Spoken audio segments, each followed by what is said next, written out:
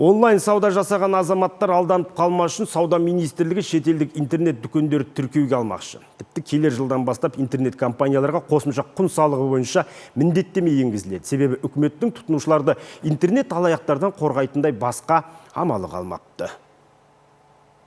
Нами предлагается по электронной торговле. Интернет алаяқтарды құрықтау үшін барлық әлеуметтік желілердегі дүкендерді арнайы онлайн сауда алаңында жеке ID нөмірлерімен тіркеп отыру керек. Сол арқылы онлайн тапсырыс берушілер интернет дүкені жайлы толық мәліметті ала алады. Оның үстіне егер сатушы онлайн сауда ережесін бұзса, дереу бұғатталады. Жалпы жыл басынан бері әлеуметтік желілердегі дүкендерде 11 мыңнан астам алаяқтық дерегі тіркелген. Ал тауарға онлайн тапсырыс беріп алданған қазақстандықтардың шығыны 1 миллиард теңгеден асып жығылады. Ақшасын төлеп, бірақ тауарын аламай қалғандардың басым көпшілігі төлемдерінде кері қайтара алмаған. Себебі халықаралық ақша аударымдарын бақылау қиынға соғады дейді мамандар.